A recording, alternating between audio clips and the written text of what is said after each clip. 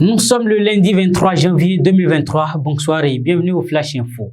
Les ministres en charge de la technologie du biodigesteur et les administrateurs des 8 pays membres de l'Alliance pour le biodigesteur de l'Afrique de l'Ouest et du Centre se retrouvent du 25 au 27 janvier prochain à Cotonou. C'est pour la 3e session ordinaire du Conseil d'administration et la 3e session ordinaire du Conseil des ministres de l'organisation.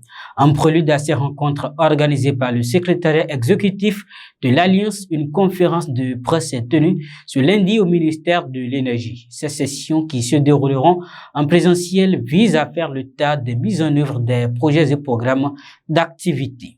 On va essayer d'évaluer le premier programme annuel, parce que le premier programme annuel et budget de l'Alliance est en 2022.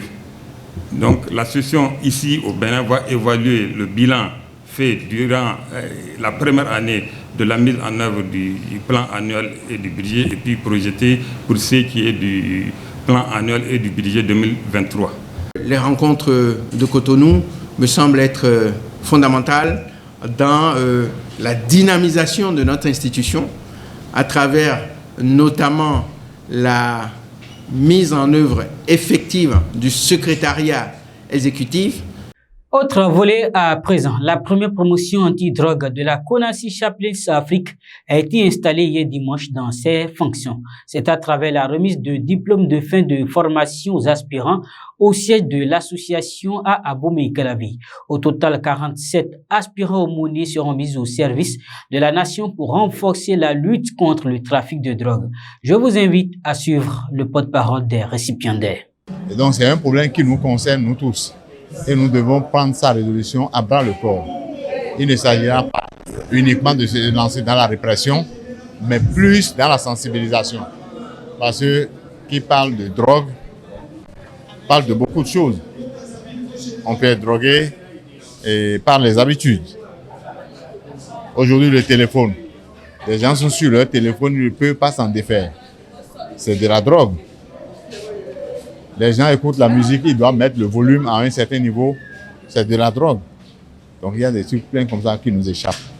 Et nous sommes très contents, très satisfaits de la formation qui a été donnée parce que ça nous a outillés. Et nous sommes sortis conseillers thérapeutiques. Donc ce serait très encourageant qu'on mette cette compétence au service de la nation béninoise et du monde entier. Au Cameroun, le corps sans vie du journaliste Martinez Zogo a été retrouvé hier dimanche à 15 km au nord de Yaoundé. Le directeur de la radio Amplitude FM, Martinez Zogo, avait été enlevé mardi dernier devant un poste de gendarmerie. Le syndicat national des journalistes du Cameroun a dit dans un communiqué sa consternation, dénonçant un assassinat odieux et appelant les travailleurs des médias à se vertu de Noir mercredi prochain pour marquer le deuil. Et pour finir, en sport, le club de l'association sportive du port autonome de Cotonou ASPAC FC s'est qualifié pour la toute première fois en Super League Pro. Les Portugais ont acquis le billet qualificatif hier dimanche grâce à leur victoire de 1 sur Of Massad FC à Tofor. C'était à l'occasion de la 16e journée de la Ligue Pro dans la zone C. Ils seront accompagnés dans cette zone de Coton FC des Requins de l'Atlantique, tous deux déjà qualifiés. Mesdames et messieurs, nous sommes également qualifiés pour mettre un terme à ce Flash Info. On reprend la partie demain dès qu'il sonnera 19h15. Bonsoir chez vous.